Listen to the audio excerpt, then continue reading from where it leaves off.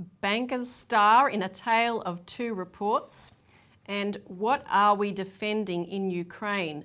It's not democracy. Coming up on today's report.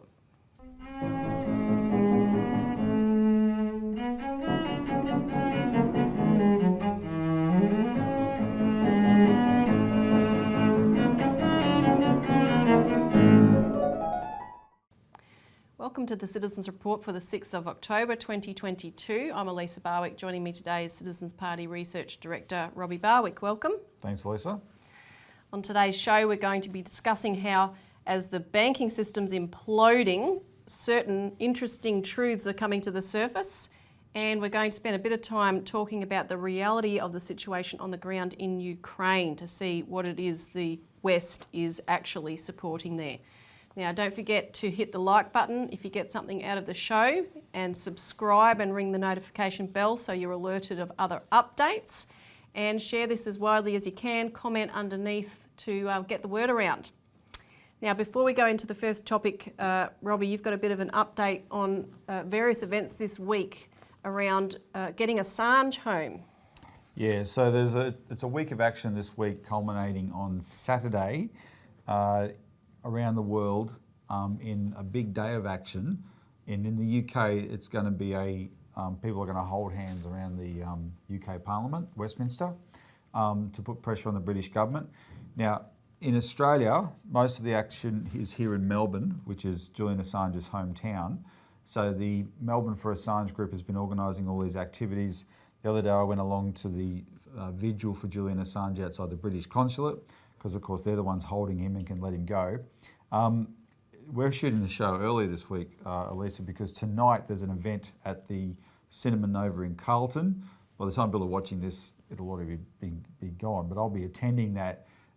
Julian Assange's father, John Shipton, and David McBride, the Australian war crimes whistleblower, will be there, and they're showing a film of David McBride's case, because it's quite similar, right? He blew the whistle on real war crimes, and now he faces 50 years in jail for doing that. His secret trial starts in a few weeks' time, and it's going to be a secret trial. And this, when we go through the Ukraine stuff later, remember this part of the discussion, right? We pretend we're a democracy and believe in due process and the rule of law, etc. And we've just, the things that Assange exposed show we've trashed that, right? So we've got no moral authority whatsoever. On Saturday, there's going to be a holding hands around the Yarra River to send a message as well. And essentially what we're trying to do is send the message to the British that Albanese should be sending, right? And effectively put pressure on Albanese to do that, because he was part of the Friends for Assange group when he was in Parliament before the election. And since he's been the Prime Minister, he's done nothing. And can I tell a story, just as a contrast? At the vigil, I met a gentleman, Con, who's a Greek-Australian, but in the 70s, he was a draft resister. And he got arrested for being a draft resister and for inciting other people to resist the draft. People tell me that the last 2 years have shown how fascist we are. Well, that was pretty fascist back then, right? He faced 2 years in jail. And for a couple of years, he was unlawful. He had to hide in the hills. When Gough Whitlam got elected in 1972, his very first act on the very first day was to forgive all draft resistors in the Vietnam War. Just forgive them. In other words, be decisive and act. And the contrast to Albanese is extreme.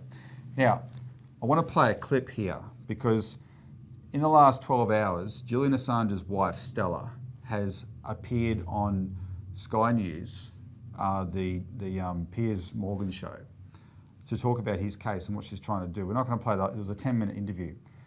But Piers Morgan got John Bolton on as well. I'm going to play the clip of what happens when John Bolton starts talking, and you'll hear him justify what's being done to Assange and calling for more. But you'll hear Stella's response, and it kind of speaks for itself. But I want people to listen to this and think about that it's come to this. And I want to know what Albanese's response to this is, to the fact that you got a guy who should be in jail himself, rubbing in Assange's wife's face that he could face 176 years in jail. Watch the clip. Okay, Ambassador Bolton, thank you very much for joining me, first of all. Why is America so intent on bringing Julian Assange to unbelievably draconian justice of 175 years, i.e. the rest of his life in prison? Well, I think that's a small amount of the sentence he actually deserves. He's committed clear criminal activity. He's no more a journalist than the chair I'm sitting on. The information that he divulged did, in fact, put many people in jeopardy. It undercut the ability of the United States to have confidential diplomatic communications, not just with other foreign governments, but in many countries with dissidents, people who, even speaking to American diplomats, could find themselves in trouble. And so, you know, he's been complaining about his treatment over the past period of time. He's the one who sought asylum in the Ecuadorian embassy. Now he faces extradition to the United States. I presume he will get due process in the United Kingdom to determine whether extradition should go forward. And when he gets to the United States, he'll get due process here. And I hope he gets at least 176 years in jail for what he did. Stella? Well, of course, Ambassador Bolton is kind of the ideological nemesis of Julian. He has, during his time for the Bush administration and later the Trump administration, sought to undermine the international legal system, ensure that the U.S. is not under the International Criminal Court's jurisdiction. And if it was, Mr. Bolton might, in fact, be prosecuted under the ICC. He was one of the chief cheerleaders of the Iraq War, which Julian then exposed through these leaks. So he has a conflict of interest here. Ambassador Bolton?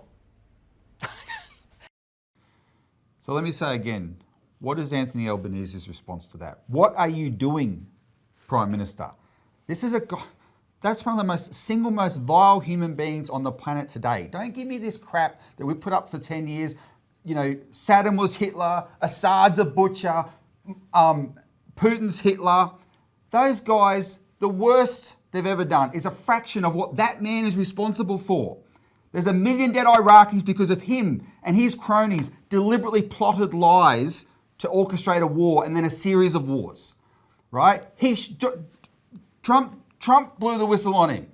Even though Trump gave him a job, Trump said there's never been a war John Bolton hasn't wanted to start.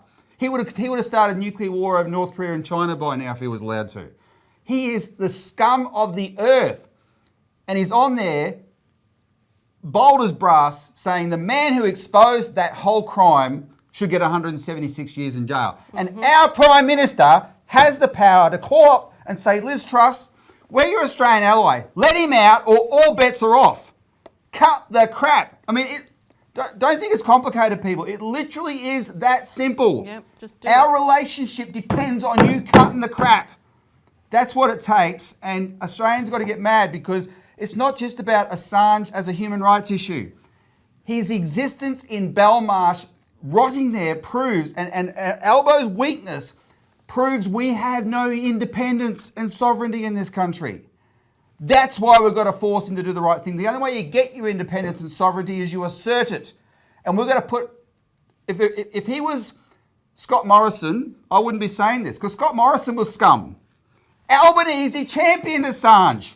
He has no excuse. We, the Australian people, have to shove a rod of steel up his spine and make him do the right thing.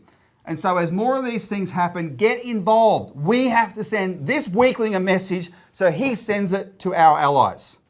That's why we're doing this. All right. So I got so mad because that woman, right, who's, you know, Assange's wife, had to put up with that, thanks to bloody Sky News and Piers Morgan. That's why people should be outraged. The real criminals are wandering around and the truth tellers and the peacemakers are being persecuted. Yes. Now, on to another type of criminal for the Yeah, white collar I'll stay fired up. Just getting warmed up, aren't you? Yeah. So, bankers star in a tale of two reports. Now, I'm going to let you go through this, Robbie. ASIC, firstly, is one of the reports. Yep. And secondly, the report of the Regional Banking Task Force. All right, well, let's talk about ASIC. So people are watching the show on YouTube, of course, and what they'll notice is the previous video was my interview of John Adams, the economist, about his report, the Adams Report. Remember that name, people. It'll go down in history. So we tell the full story in my interview. If you haven't watched it, make sure you do. But this is an update on that, because as of today, which is Thursday the 6th, John is getting a lot of publicity for his report, and I wanted to highlight that. So essentially, I'll just give you some examples. The ABC has covered it. Economist alleges corporate watchdog ASIC is only investigating tiny proportion of complaints. And just to give you some flavour, they opened in 2014, this is by Dan Ziffer, and I'll play a clip from Daniel in a minute. In 2014, the boss of the nation's corporate watchdog said Australia was a paradise for white-collar crime due to weak penalties.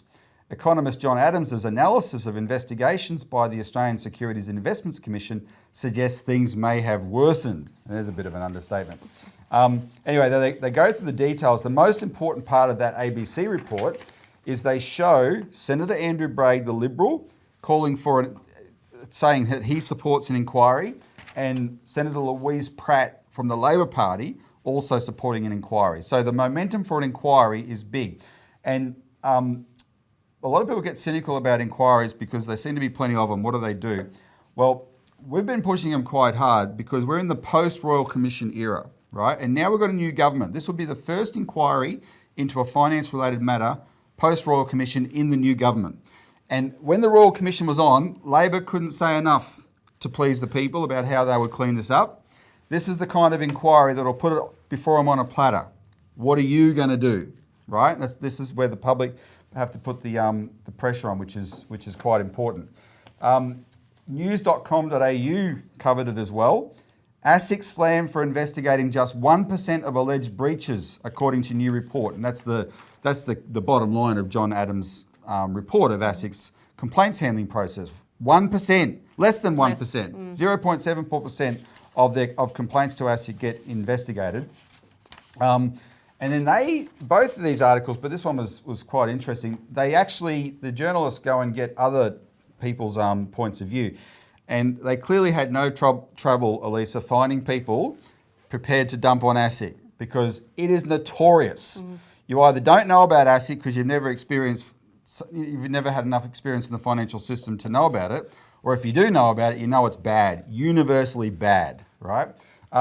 So the Australian Restructuring, Insolvency and Turnaround Association CEO John Winter told news.com.au that the laws in place for corporate misconduct acted as a good deterrent, but the problem was they were never used.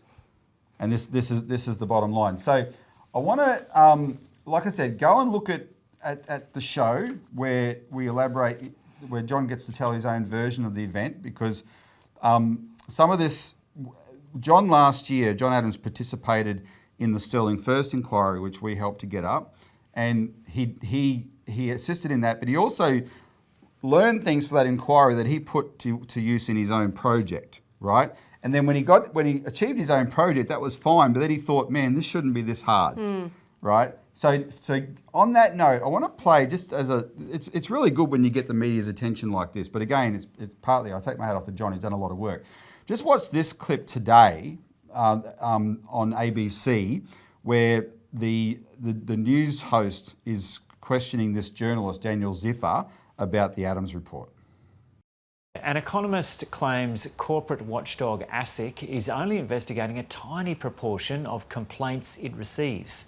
John Adams was an advisor to Liberal Senator Arthur Sinodinos and says the percentage of complaints that are investigated is less than 1%. ASIC disputes that figure. Joining me now is business reporter Dan Ziffer. Dan, g'day. So first off, explain for us exactly what ASIC does and how many complaints they receive and what they do about it. So ASIC is the conduct regulator for Australian business. They're meant to keep everyone on the straight and narrow. They're called the Australian Securities and Investments Commission. So essentially, if you're a registered company or a listed company in Australia, you are under their remit. They look after you, they run the corporate laws. Now, they receive around 10,000 complaints in an average year, and they say that about 35% of them are kind of investigated further. Many of them lack evidence or they're not in the correct jurisdiction. Some of them are resolved with, say, a letter warning the company or further action. This analysis that has come from economist John Adams takes in a much broader remit of reports to ASIC. It takes in things like self-confessed breach reports from companies, where companies say themselves that they've broken the law, liquidators reports, reports from people who have financial services licenses. And what that does, that creates a much larger number of complaints. And when you divide that by the amount that actually go through to a full investigation, where ASIC really undertakes to work out whether something has gone wrong, you're looking at less than 1%. That obviously has a big impact, because investigations and prosecutions have a real deterrent effect. It's not just that they punish the person that has done something wrong, they deter other people from doing the wrong thing. So it's fine to have laws, but without enforcement of them, without investigation of them, and without prosecution of cases in particular industries, there is essentially a magnetic effect where more people realise there's less of a problem with breaking these laws and there's more of an inducement to do it. So go into a bit more detail for us on what this analysis shows. So this analysis shows that if you include all of the reports, not just the around 10,000 that come from the public every year, but also from self-confession, breach reports, from liquidators, auditors, and other people who hold financial services licenses, once you divide that by the number of actual investigations, actual things that go on to be investigated, you're looking at, from complaints down to investigations, less than 1%. Now, ASIC uses a different methodology. They basically say they have an assessment process, and that what Mr. Adams is talking about is a full active investigation that might end in a prosecution. So either way, what you are seeing is that there are vastly more complaints than ASIC does take to full investigation. And there's a reason for that. It's really complicated, and they have, in some ways, a very difficult case to prove. Now, one of the most recent examples was that ASIC dropped action against 10 unnamed senior executives and board members of Crown Resorts. From watching this program, you'd know in the past few years, a huge swirl of problems of law breaking and allegations of criminal and breaches of civil law in various inquiries and royal commissions. But ASIC didn't progress with an investigation into 10 unnamed senior executives and board members, basically because they didn't think they would be successful at prosecution. ASIC is currently investigating the Star, and they're not updating that investigation, but they have been looking at them for 6 months. But to give you a sense of how difficult it is, John Adams, the economist who has done this analysis, did successfully submit a complaint to ASIC about a financial issue. It is being investigated. But he's an economist, and the complaint was 600 pages long. Right. That's simply not something most consumers can do if they get into trouble with the business. So, Elisa, that's the kind of publicity that, I mean, the reason these journos like Daniel Ziffer, et cetera, and the people at news.com.au, and then we expect some more coverage in the Financial Review, the reason they're paying attention is because, like I said, anyone who pays attention, who knows this issue, knows ASIC is a huge problem, right? And what do we call our show with John, our interview? If you don't investigate crime, you can't be a tough cop on the beat. Something like that, whatever we called it. That's the problem. ASIC calls itself a tough cop on the beat and doesn't investigate crime. Now, we said Bankers Star and A Tale of Two Reports. We said last year, the reason, this is not an accident that ASIC is so weak and ineffective. It's weakness and ineffectiveness that puts most Australians at risk of financial misconduct, is because that weakness serves the big financial entities, namely the banks. Yep. And figures have come to my attention just in the last week that in the last 9 years, the banks donated $14 million to the Liberal Party and $9.5 million to the Labor Party. And they expect something for that. They don't do it out of charity. Now, and that's a segue to the next report, because what's the next report? The Regional Banking Task Force. Now, we spent the end of last year telling people, make submissions to this Regional Banking Task Force to get them to talk about a postal bank. So the Regional Banking Task Force has released its report. It's a pile of garbage. It's so mealy-mouthed, it's not funny. I want to play a clip about that as well from the National Party leader, and I especially want people to pay attention to the way the news host characterises this report, because it's right. He saw what we saw. This report is basically saying we're not going to stop the banks from shutting branches, but they should notify people better when they do it, right? Right. You know, we're no power over the banks at all. But what's the bank's excuse for shutting branches? Because they're not commercial enough. They're not profitable enough. That's their excuse. In other words, banks don't do anything out of charity. That's why you've got to pay attention to the donations to the political parties, because they don't do anything out of charity. They expect something back from those donations, and they get it in the form of these kinds of reports, right? So the one thing that we tried to influence it on was the question of a postal bank, and I'll just flick to that part of the report, and the particular wording thereof. This is what it says, a number of submissions to the task force suggested making Australia Post a bank. However, it is important to recognise that this would significantly duplicate the services already offered through Bank at Post. Really? We do want to, by duplicate you mean have another competitor in there? Yes, that's the whole point. Such a service may also lead to other banks not renewing their Bank at Post arrangements with Australia Post, reducing consumer choice in rural areas. The whole reason you had a regional banking task force is because banks were already doing that without having to compete with a public bank. If they had to compete with a public bank, it would stop them from shutting branches, because they would realise, oh, we can't just shut branches and tell people go digital or go to Australia Post and bank with us. We will lose them as customers to that bank. It will stop them. That was the New Zealand experience, and these people wanted to deny that will be the Australian experience. And then this was the kicker. There are likely to be other issues around making Australia Post a bank. It would raise significant competitive neutrality concerns, brackets, as the new bank would be government-backed. Boo-hoo-hoo. It would be unfair competition for the banks. Now, this regional banking task force, Elisa, was stacked with bankers. Yeah. In other words, this was supposed to look at the impact of the bank's actions on regional Australia, and they made it about them. Oh, we can't have unfair competition. Yes, you can. You had it for 84 years, from 1912 to 1996, when the Commonwealth Bank was in existence. We've had 25 years without it. The norm is you bastards having to compete with a public bank. Get used to it. We're going to bring it back. Stop your whinging. They want it all their own way, right? But let's just listen to a sign we're making progress. I want to play this clip from Tuesday, where the ABC interviewed David Littleproud, the current National Party leader, on the question of the Regional Banking Task Force report. And note his reference to the licensed post offices. Just watch the clip. All right, one that goes to your listening tour of regional Australia. Late on Friday, I think it was, the government released a task force report that looked at regional bank branch closures. I think it had originally been ordered up by your government when in power. It's basically arguing for more consultation and advance notice before branches go ahead and do this. Are you satisfied with the recommendations and, you know, the government's apparent endorsement of it, along with the Bankers Association? Yeah, I think there's more that can be done, and in fact we had conversations with the ABA, and I think a pivotal role that can be played in this is also the licensed post offices around the country, in that we provide much of the banking services, the availability of cash. And you've got to understand that's the most important thing in some of the regional and remote communities, is availability of cash.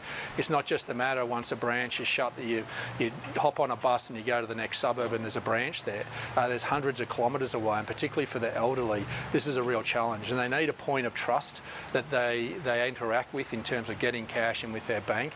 And I've had conversations with Anna Bligh, who's been very constructive, I've got to say, and the banks, about making sure we look to a new model of giving a service in regional rural Australia that brings in those licensed post offices that are looking for money, that make sure that they're adequately paid for it.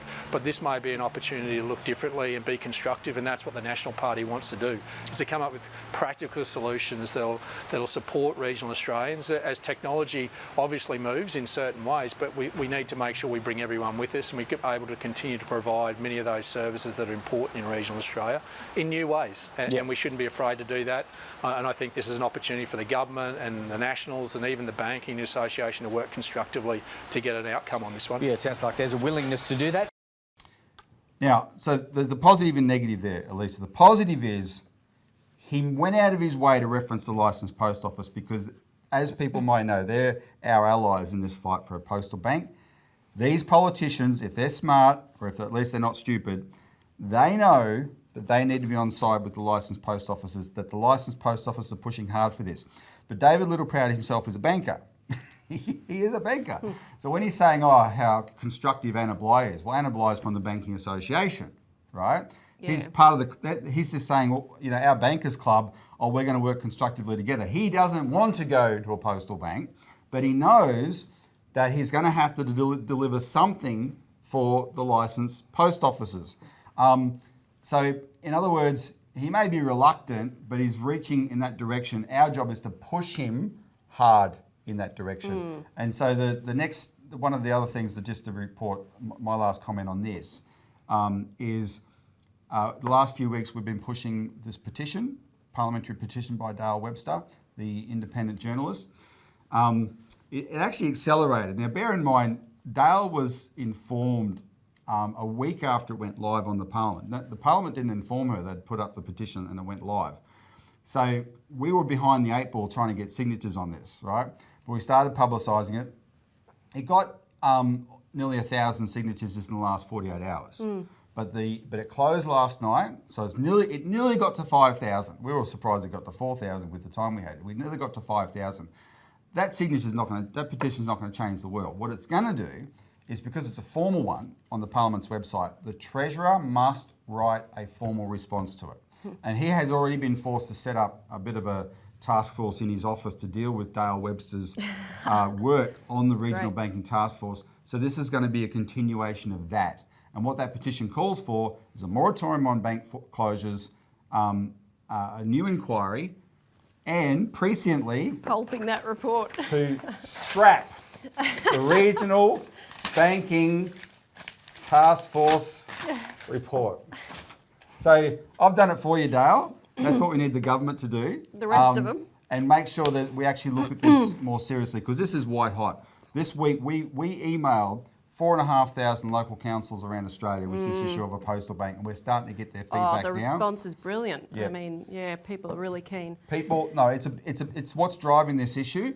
We're going to drive this issue all the way to forcing these banks back to competing with a public bank. Yeah. Now, another reason why we urgently need a public post office bank is because the entire financial system is going to need restructuring. And if you haven't been living under a rock, you will know that in the last couple of weeks, if not longer, but particularly these last couple of weeks, the global financial situation has been red hot. It is coming down around our ears, and if you don't want to get your savings and investments bailed in, you need to have your deposits, you need to have your funding in a public bank that can be protected, and we don't have that. So some of the updates, Credit Suisse, people would have been hearing about, they had a 60% loss in the value of their shares over the last year. Just in this last period, the risk of a bond default is shooting up through the roof. There's all kinds of rumours that they're about to collapse or have to be forced to do a merger. Deutsche Bank is in pretty much the same boat and has perpetually been so, on the edge. They've had a 40% share loss over the last year. Again, their risk of bond default is spiking. They have been slated by the IMF as the most important net contributor to systemic risk in the world. So now it looks like Deutsche and Credit Suisse are racing each other to see who really will be the next Lehman Brothers. And these are two very big global banks. You know, you don't have those, one or more of those kind of banks go down and not impact the whole system globally. They're called GSIFIs, Globally Systemically Important Financial Institutions. It was a designation of 30 banks that they came up with after the global financial crash. These are the 30 banks that they said the crash of any one of these banks could bring down the system like Lehman Brothers. That's right. Both of these are GSIFIs. Now, this is happening against the background of what we discussed last week on the shock created by the announcement of the mini budget in the United Kingdom, that they were going to do all kinds of tax cuts and so forth, of which they didn't have the funding in order, causing a collapse of the pound, a bond crisis. A number of big British pension funds were on the verge of collapse and could have sparked, again, a systemic meltdown through the whole system, which the Bank of England acknowledged, and they were forced to intervene with a massive bond purchase. Since we talked about that a week ago, the government was forced to backflip on some of its most extreme pledges in that mini budget, such as ditching the top rate of tax altogether. And that's caused impacts back on Australia, I might add, because British institutions started selling the mortgage-backed securities from Australian mortgages. Yeah, that's right, that they purchased from here. So we've had the sales going on here in Australia affecting our banks. Even the ABC said that this whole situation could unleash a death spiral. And this is happening in Europe, where they've just been facing, as we've reported recently, an energy shock where, because of the speculation in energy market derivatives, there's $1.5 trillion sitting there, of which some of these big energy firms were being forced to make margin calls on some of these bets. So the whole thing is teetering on the edge.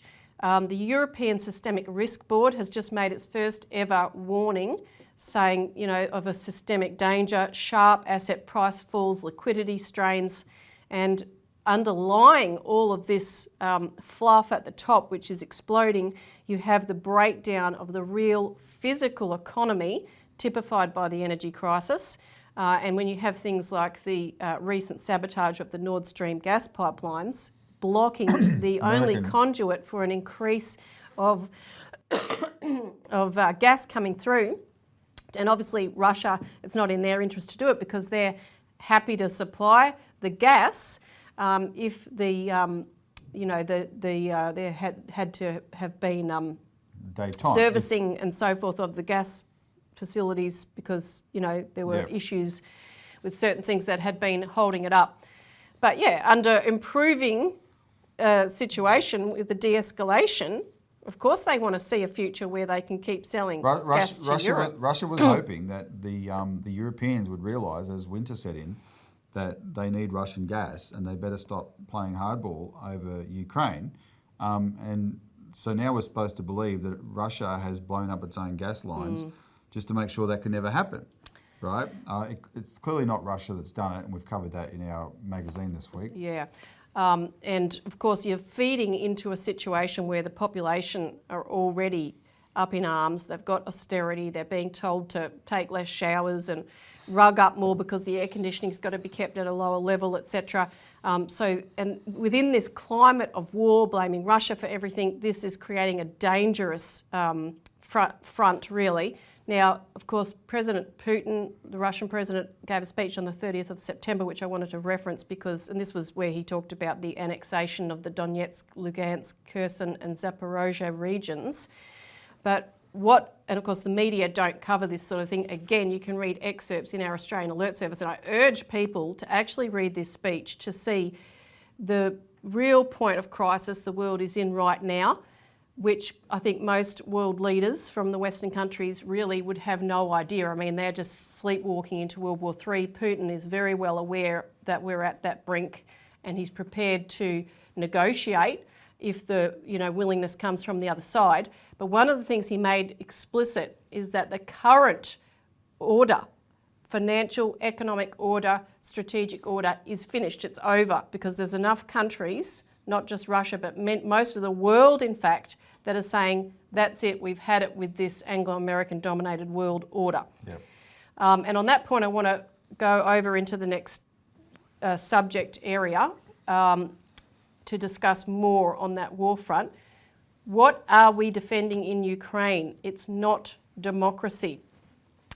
So what we want to talk about here is to give a somewhat comprehensive sweep of events that have led us to this point for people to think through quite seriously, because we are not defending democracy, rules, or a rules-based order or freedom in any way, shape or form by supporting Ukraine, by sending them arms right now. In fact, we are supporting quite the opposite. So we just want to go through a bit of detail and lay this out so that you see what's happening on the ground. Now, of course, we're not going to go back through all of the history, but just starting from the so-called Maidan coup in 2014, which was, of course, when the elected government of Ukraine was overthrown after the then Prime Minister delayed signing off on an agreement to join a European Union Association agreement, which not only implied agreements on the economic side of things, but also strategic agreements that were seen to be leading towards Ukraine coming into NATO and so forth. So from that point of that coup, you began to have Nazi paramilitary leaders parachuted into key positions in the government, and we've showed on the show before how American leaders made that happen and said, this is who we want in power and so forth. Yeah, we're talking about actual Nazis. Don't kid yourself, actual Nazis. Yeah, people that have a lineage in supporting Hitler and so forth, if you trace it through. At that point, other languages and cultures other than Ukrainian were banned. Russian language publications were banned. Since then, and this has happened over a period of time, you've had workers' rights abolished. There were new laws brought in August removing union membership and collective bargaining for around 70% of workers. Union property can now be seized. The British Foreign Office was consulted on all of this, so this is not just something they're doing on their own. We've seen opposition political parties across the spectrum, anyone that's not the existing party in power, being banned. People voting in any of the referenda have been threatened with 13 years in prison. People trying to flee to the eastern parts that are not controlled by Ukraine have been killed. We're seeing an incredible level of censorship, including with hit lists and kill lists. So people being targeted for assassination. We'll go through some of the details on that. And I just wanted to mention too that the Foreign Minister of Russia, Sergei Lavrov, called out the level of racism going on, the kind of philosophical racism and exclusion of anything outside of, Ukrainian. The Anglo-Saxon, broadly as well, the Anglo-Saxon world. Yeah. In his speech at the United Nations General Assembly, he went through some more of the history, such as after the 2014 coup, the dozens of trade unionists who'd opposed the coup being burnt to death, the murders of various political figures and journalists. He gave their names because they were supportive of Russia after that period. In 2015, the Prime Minister Yatsenyuk calling Donbass residents non-humans. Zelensky later called them creatures. The glorification of the killing of Russians, leaders saying, the more Russians we kill, the better, because there'll be less for our sons and daughters to kill later. That kind of outright racism. We're talking about all this before this year. Yeah. That's the point. This is what led to this war. Now, I want to go now into the banning of political parties and give some details on that. In May 2022, the Ukrainian Ministry of Justice launched cases against 16 opposition parties that are said to justify or glorify the actions of Russia. So they were able to make moves to ban these 16 parties under amendments that had been made to the law that were passed through the Parliament.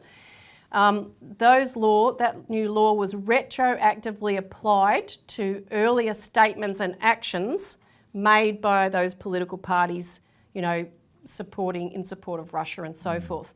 Of course, the retrospective application of law is something that is a big no-no, and the big infamous case of that was the prosecution of the Dutch communist who set fire to the Reichstag in 1933.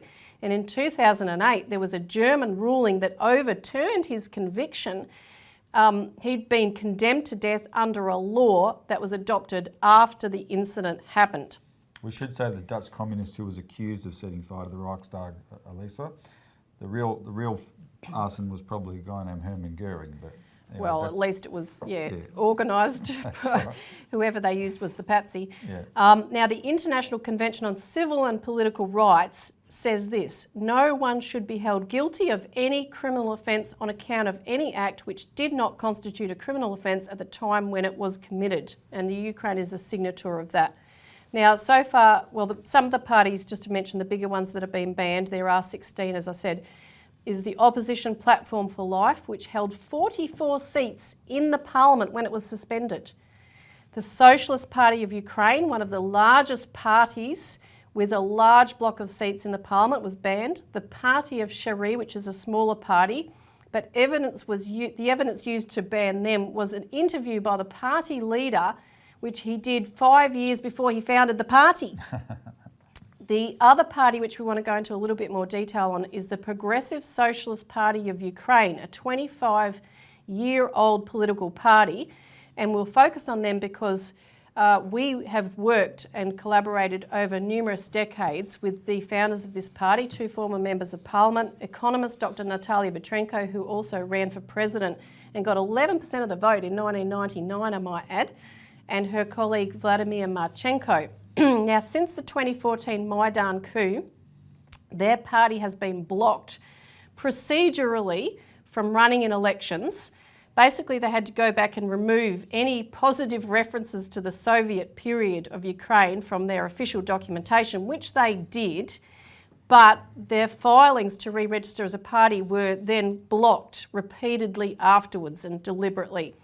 In 2016, their office was seized. It was raided and then it was seized by members of the Azov Battalion.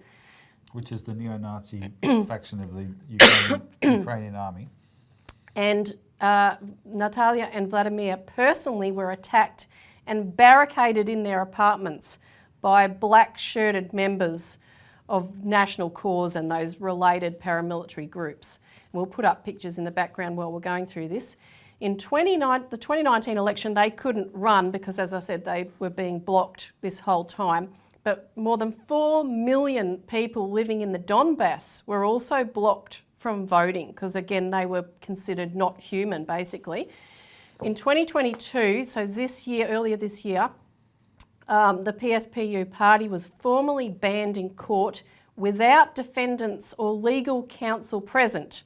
So this was because their bank accounts had all been blocked as part of, the process of blocking their political party, and they couldn't pay court fees, they couldn't pay for lawyers, and they were blocked from any access to defend themselves.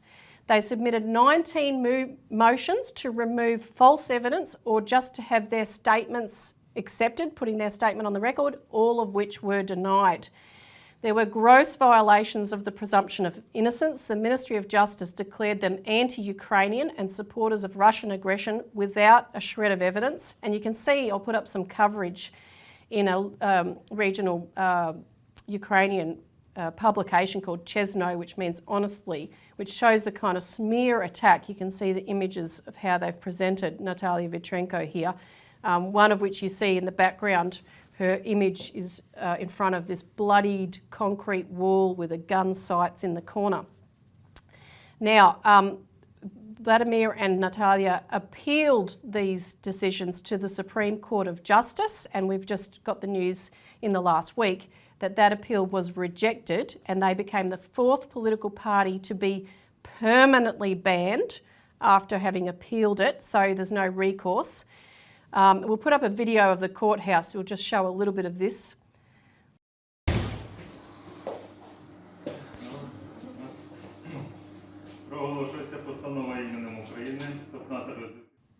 And you can't understand it, so we'll keep talking as it's in the background, but you can see here, so this is at their appeal, the windows had been stuffed with pillows and so forth to make this dramatic scene that there could be a terrorist attack at any moment. At these violent people had to be had to be banned. It's like Hannibal Lecter in put the mask on him and whatever, and they're treating him like that.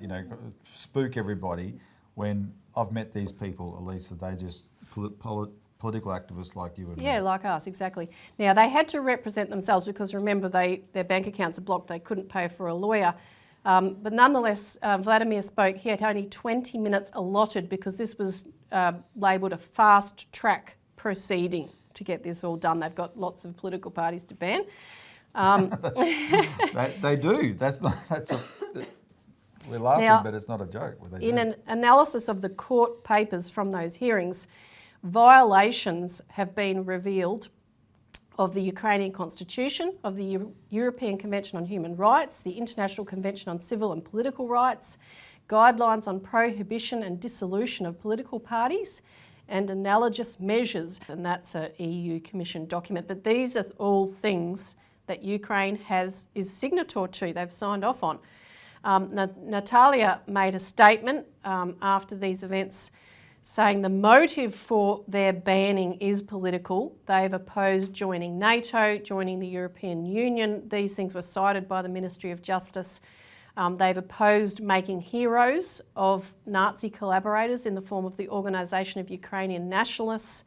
And the SBU, the Ukrainian intelligence, admitted that themselves in a 1993 finding that they were fascist collaborators. Also, the PSPU program, economic program, is pro-sovereignty. It's opposed to speculation. It has a whole platform of economic development similar to what we represent here. So, yeah, the question as we posed it is, if there is no democracy in Ukraine, what are NATO and its allies defending?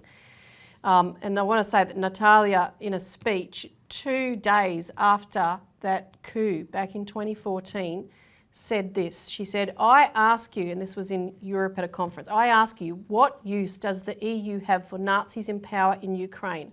Is it not understood that civil war in Ukraine will develop more and more? And she talked about, even at that point, that Ukraine has 15 nuclear power plants, which could be of a danger, chemical plants, gas pipelines, that interruption of which would be disastrous. She said, do they really not realise that this neo-Nazi regime will provoke a conflict with Russia? She demanded an immediate new presidential election. But she said, if presidential elections are held on the Maidan's terms and under a dictatorship of the right sector, then Ukraine will get a Führer. And then with a neo-Nazi parliament and a neo-Nazi government, the creation of a neo-Nazi state in the centre of Europe will have been completed. And those words should, really make you nervous, because that's exactly what we've got. Well, and that's why they've banned her, because she's a Ukrainian patriot, but she doesn't hate Russia. She hates these Nazis who've taken over her country, backed up by the United States and the United Kingdom. And so they've got to shut her down. This is what they call Ukrainian democracy. It is not democracy. Exactly. Now, finally, I want to discuss the hit lists and the kill lists, and people probably would have heard about this, but firstly, there's the Centre for Countering Disinformation's blacklist. This is put together under Ukraine's National Security and Defence Council, and it intersects numerous Anglo-American-backed operations going on about disinformation and managing disinformation since 2014, linked into operations like the 77th Brigade and the Five Eyes. But this particular list was prepared for and released at an international roundtable which received funding from the US State Department. And I might add, it's unlawful for a US agency to fund an agency that censors US citizens. And there's many of them on this list. The list includes, it's only foreigners, so not Ukrainians. It's made up of over 95 journalists, academics, politicians, military leaders, activists from 22 countries, labelled Kremlin propagandists, information terrorists, and it says that information terrorists are responsible for crimes against humanity, and anyone associated in any way, so even if you're just the cameraman or the editor helping get that disinformation out, you're culpable, a financier, an accomplice, and you can be tried for war crimes. And what they're talking about there are there's journalists on the Russian side of the fighting, and who went there to, what do they call it, election inspectors, right? That's who they're talking about. They're claiming we have the right to kill them. Yeah. The list was actually taken down in August under huge pressure, but it's just been put up. The person in the number one top position is one of our collaborators, Helga Zepp-LaRouche, the head of the International Schiller Institute. It includes now a head of state, the president of Uganda, Museveni. There's new journalists that have been added, including Fox News' Tucker Carlson. There's US Senator Rand Paul, former Representative Tulsi Gabbard. And some of the things that they're accused of doing are asserting that Russia did not shoot down Malaysian MH17 flight, asserting that the BRICS countries are ready to face the economic warfare of the West, or that Ukrainian attacks on Crimea might lead to World War III. So this is all what they cite on their website. Yeah. So if you're a Western political commentator like Helga LaRouche, and you say the BRICS countries are ready to face the economic warfare of the West, Yeah. that qualifies to get you killed on this kill list. And if they begin to apply this kind of thing, which they will, to China, and I'll come back to that in a minute, we'll be right in the middle of it. Now, there's another kill list, which is even more serious, called the Mirotvorets list, and it's compiled by a website in Ukraine called Peacemaker, and this has been going since 2014, putting out hit orders. There's thousands of entries on this website. It's been linked by a French investigation to Ukrainian intelligence. Yep. And we'll put up images of this because it's pretty spine-chilling. You can see the entry for the Russian television commentator Daria Dugina, who was assassinated on the 20th of August, marked liquidated. The New York Times just put out an article saying that US officials have stated that the Ukrainian government authorised the assassination of Dugina. So the fact that they're saying this is very significant. They're basically admitting inadvertently that the US and NATO are explicitly supporting a terrorist state, i.e. a state that kills a civilian in her home country. 12 of the other 341 journalists on this list have been killed, such as Ukrainian writer Olez Buzina. You can also see the entry from the site of the Ukrainian Member of Parliament, Alexei Kovalev, who was killed, and his girlfriend in their home. By the way, this website actually publishes home addresses of people. It has geolocation information, so there can be a collaborative effort to hunt down and kill these people. Many others have received death threats. Their bank accounts have been seized. The list includes 327 children. One example is this girl, Faina Savinkova, who's 13, from the Lugansk region. The reason she's on there is she made a video appeal to the United Nations to stop the war in the Donbass. There's another girl who's only on there because her parents holidayed in Crimea. That's too pro-Russian. Now, there's been efforts to replicate this in Germany. The European Union has put together a version called the Defence of Democracy package to expose and punish people who, quote, spread propaganda from autocratic regimes. That implies China as well. Yep. The European Commission President Ursula von der Leyen compared this to screening foreign direct investment for security reasons. So why wouldn't we screen information like we screen investment? In the US, they've had efforts to set up this disinformation governance board, which was quickly terminated. We reported on that, but it continues in the background. There's other efforts. Jacinda Ardern at the United Nations General Assembly called for the creation of a global censorship system to prevent disinformation. And she specifically cited the Russia-Ukraine conflict as an example of the disinformation. Because everything you've...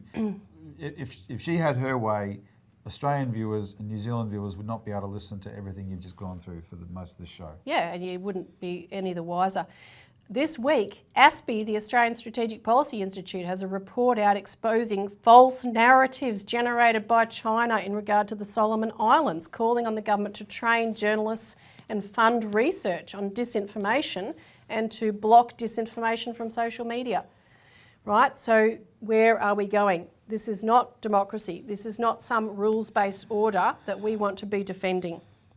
No, that's right. It's not democracy. So whatever else you might think, when you're told that we've got to give all this support to Ukraine because we're standing up for a democracy against an autocracy, it's just rubbish, right? This is much bigger than that. And in fact, Paul Keating today, on the one thing that we do agree with him on, has a series of articles in Pearls and Irritations reminding people how he warned that the expansion of NATO, he warned in the 90s that the expansion of NATO would lead to a war effectively, right, like we've got now. And any reasonable person was always saying that. It's got nothing to do with democracy. You've been told it's about we're defending a democracy. It's rubbish. This is a brutal Nazi state now in Ukraine.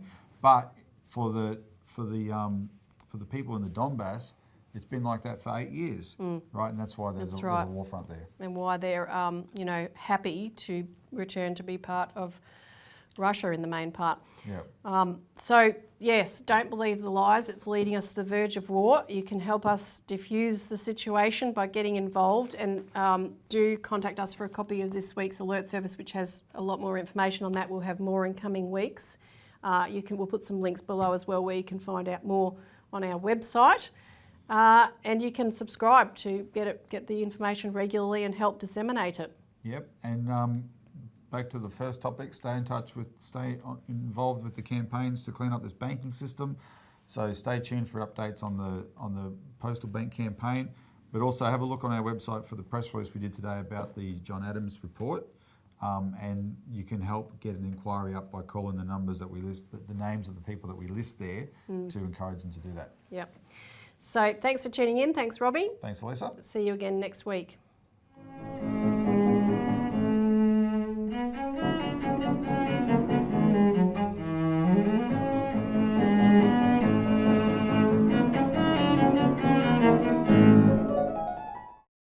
Authorised by Robert Barwick, Citizens Party, Melbourne.